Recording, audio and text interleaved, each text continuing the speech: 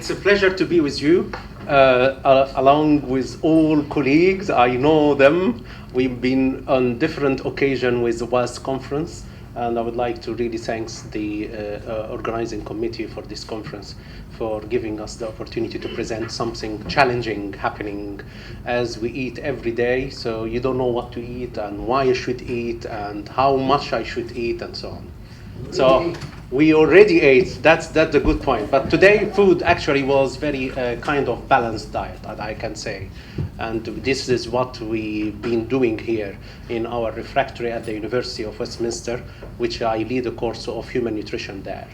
And we acknowledge that at that certain years, we had a very bad food served to our students during lunch break. And this food was mainly something fatty, deep fried, this kind of things, and that will end up with some obesity problem.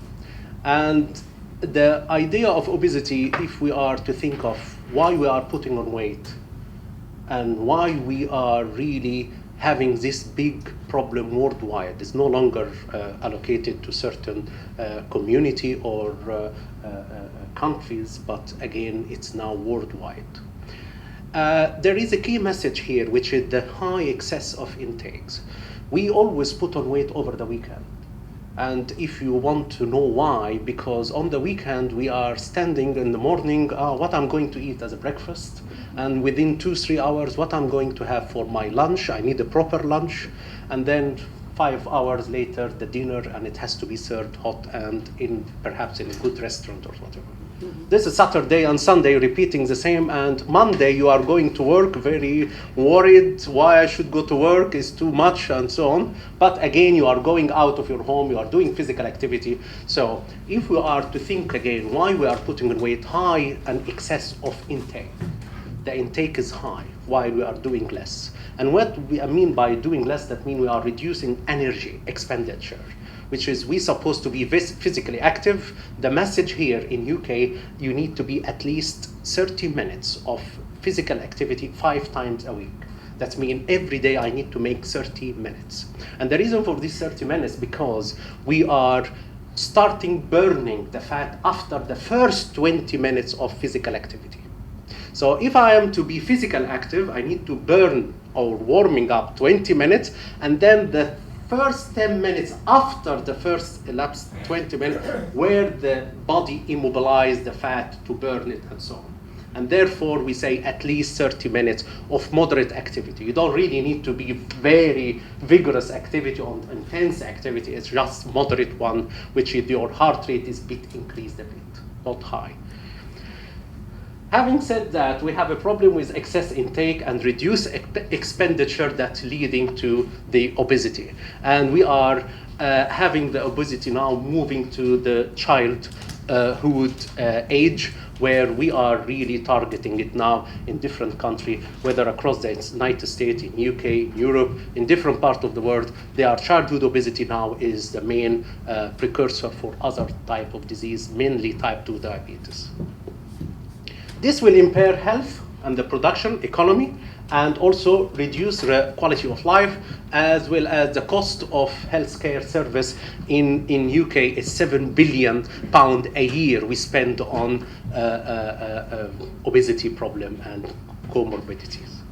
How to classify yourself? Where are we? If you would like to calculate where are you from BMI, body mass index, just get your weight in kilogram divided by your height in meter square, and you can classify. If the answer to this equation is if you are 18.5 or less, so you are underweight, you need to feed you, we need to tell us, so we give you advice what you need to eat. If you are otherwise, if you are in this healthy, I believe most of you are in the healthy range, and if you need an advice to lose weight and increase your physical activity, that's the range that you need to be careful, because this is the precursor for type 2 diabetes.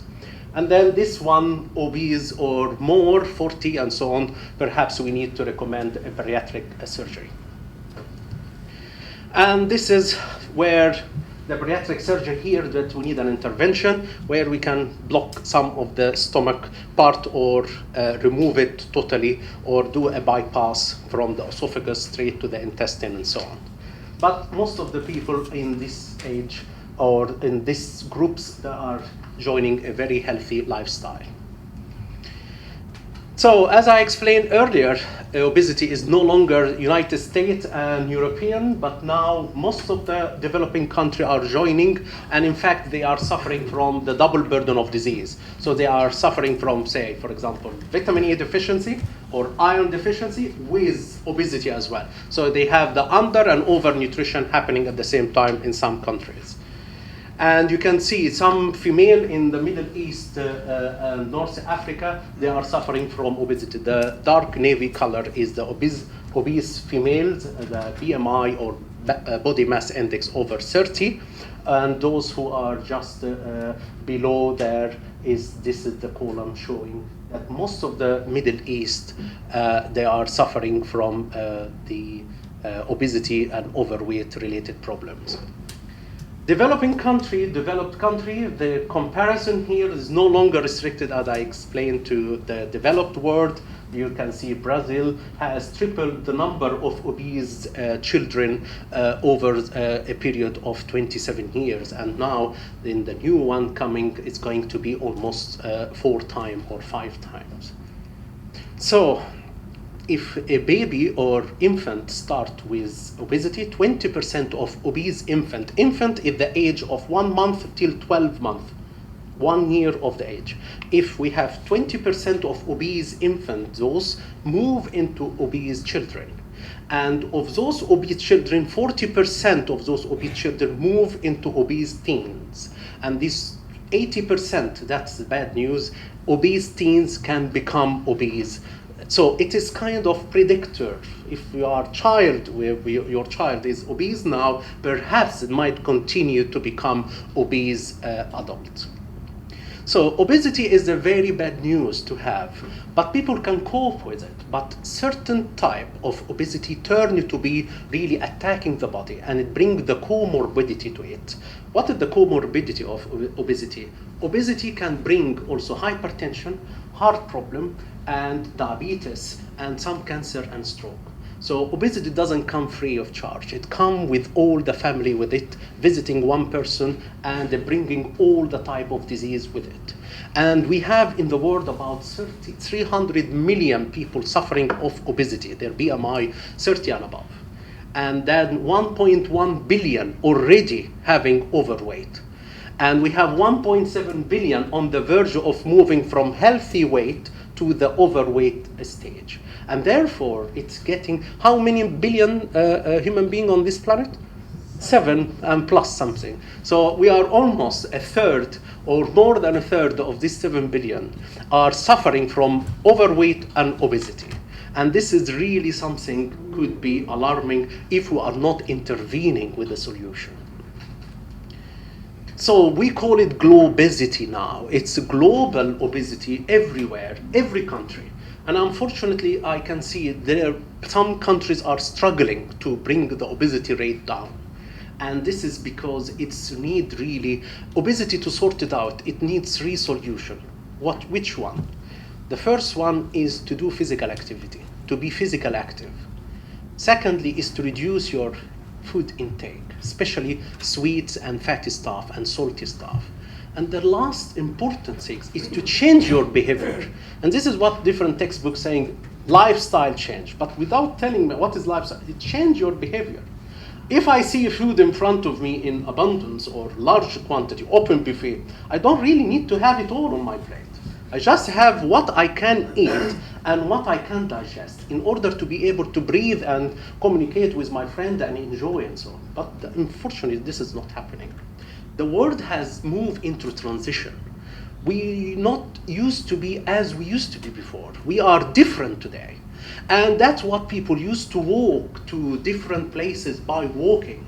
People now reaching from A to B by bike or car or train or flight, and you have your breakfast here, lunch in France, dinner in South Africa, and so on. Life is so simple for us. And all we are enjoying, unfortunately, when we gather, especially in conference or meeting or with family, we have to eat something. And this is really what is making and adding to our daily counter of the calorific intake in our body. And also, we are no longer buying our vegetables, cut it, clean it, cook it, and eat it. We don't. We just I found the number, somebody delivering something very delicious, and we are going to try it tonight, and this is home delivery, knock on your door, delivering a ready meal for you. And this ready meal, it play on your taste palatability. The saltiness making you eat more. The sweetness make you eat more and drink more, and the fatness make you feel satisfied. I enjoy this meal, this is really nice. Let's have it again tomorrow, and so on and so on. And this is what really happened. You enjoy eating and chewing. On the day that children and youth eat fast food, they consume an extra 126 kilocal.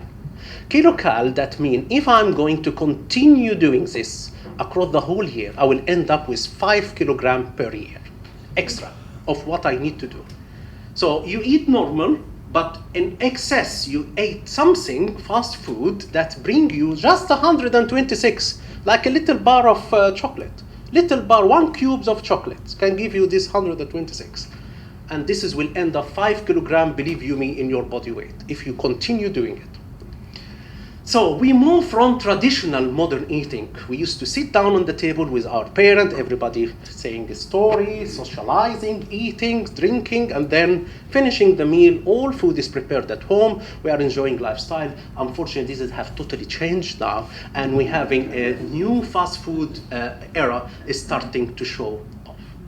So we have brilliantly built an environment that is toxic to many people and to bring them to obesity. And therefore, this is guaranteed that the community is going to be obese. So worldwide, the darker the color here, sorry for the picture being hazy, but the darker the color is the highest prevalence of obesity for a 15 and above years old male. So you can see now it's invading the world, the obesity there. So there is a need for intervention here, and we found that the intervention targeting community better than intervention one-to-one. We as a nutritionist, dietitian, and so on, we work sometime in our own clinics that one-to-one. Somebody knocking your door, I would like to lose 5 kilograms because I have a wedding in 5 days or something. So I would like to fit in the dress, so what shall I do? So you start operating with them the very controversial kind of fad diets and so on. But the best things is to target the whole community, the whole school, the whole university, the whole manufacturer or industry, to tell them how people can lose weight without the burden of trying a very suspicious type of diet. We have a case study for the United States of Emirates. We have the highest prevalence of childhood obesity there. And this is happening because if you look at the United Arab Emirates, it's a good model or case study for the country of transition. Anyone from Arab Emirates here? Just, I was going to talk good things, okay? 2 minutes, just 2 minutes. It's been approached to intervene for childhood obesity in Emirates. And now also, last month, we also been approached by Saudi Arabia as well to get involved and reduce the childhood obesity there in Jeddah. This is in Al Ain. If you look at the economical transition over the last 30 years, Emirates has moved from a poor country to a very rich country. And therefore, the gross domestic product has boomed over the last 30 years. And if you look at the health transition, so there we have economical transition always followed by health transition, followed by nutrition transition. So we move from the poor country to very rich country. We move from the health service being just modest or something. Now the health service is very, very luxurious kind of things. You can see there, hospital, health settings, and so on. But we start to see emergence of chronic disease and cardiovascular problem, diabetes, and some hypertensions, and premature death and disability. And then we have the nutrition transition happened. People used to eat certain type of food over a period of time, but now they move to another franchised kind of food. And you can see that people start to put and push on weight. So that's the driving force behind this nutrition transition, that life expectancy increased. We used to die between 50 to 60, 30 years ago. 30 years ago, in the world, the normal average people dies 50 years old plus. But now 70 plus, and my next door is 105. So people are moving in the life expectancy, and this is bringing the nutrition transition online. Economical and technical development, most of the countries realizing the nutrition transition has been through economy development, urbanization, people moving from certain type of life to another type of life, and change of physical activity. One of the most important things I want you to know, be careful with the high fat, sugar, salt diet. Either high fat or high salt or high sugar or all of them together diet. You need to be careful and try to reduce this. And this is by how to try to reduce it, to behave when there is food in front of you. You really need to know, I'm going to do physical activity today or not. I'm going out or not. If you are not going out, why are you having to get your breakfast? Just a cup of tea and something to eat, very small one, and that will give you the energy required till lunch break, and then have your lunch. So we developed the COPE program for United Arab Emirates, a childhood obesity prevention in Emirates, and we published the conceptual framework with Alam journals in 2009, and we implemented the intervention. Our target was the school children in Al Ain, and the settings was the school, and then the strategy was to give them information and increase their intake of the 5 a day, which is the 5 fruit or vegetable, 5 different colors of fruit and vegetable every day for kids. We try to reduce or increase their physical activity to 1 hour. For kids is 1 hour, for others at least 30 minutes. And then we less than 2 hours screening time. They don't watch or play video games and so on more than 2 hours, and decreasing consumption of high fat and salt and sugar. And we implemented through control and intervention program. We having the program was 24 months, including the planning, implementation, and evaluation. We finished the pilot study. Now we're starting the second phase, which is we found and realized there is a reduction in the body weight, but not significant reduction. There is a reduction, and also the most importantly, the behavior have modified. Kids now, if you give him a bar of chocolate, he told you, no, thank you. I would rather, because this will hurt my teeth or dental caries and so on, I would rather to have some fruit, and he can tell you which type of fruits, for example, have vitamin C or iron and so on. That's what we achieved so far in the pilot, and we hope to translate this in a significant body weight reduction during the main intervention. That's the last 3 slides. One slide, I tell you, dietary modification is the most important things if you are to intervene for it. How to alter whatever we have on our menu with other healthy options, we give it to our kids. The second thing is behavior modification. We need to train them to eat healthy food rather than unhealthy one. And physical activity is the most important one, where you can burn the intake and the calorie you are digesting. There is other alternative for management of obesity, which is they can't cope with the reduction of their intake. They give them tablets, and one of the tablets, perhaps you know, is Orlistat, where it stops the digestion of fat once you ingest it, you eat fatty meal, and I don't want to be digested and translated into energy, so we give them a tablet of Orlistat and start to stop the digestion and absorption of fat. But this is have side effect to give you runny tummy and lots of other consequences. There is bariatric surgery for those or BMI or body mass index above 40. We do the bypass or just reducing the it's called gastroplasty, which is reduction of the volume of their stomach. We cut some of the stomach and make it a little pouch, and they eat most of the food is fluidy. So in summary, we need to fight childhood obesity, And the best approach here is the community-based approach, which we feel it's working in United Kingdom, United States, and now in the Arab world and the Gulf states. They are cloning some of this intervention there, and we are looking forward to get a good significant reduction over the next intervention phase, which is a scale up, which is going to add it to all of the Al-Ain, which is one of the 7 Emirates in United Arab Emirates schools. If you have any question, please let me know. I'm sorry if I passed this, but this lecture will take actually 1.5 hours. So, but I'll just try to summarize it for you. Thank you very much. Very kind.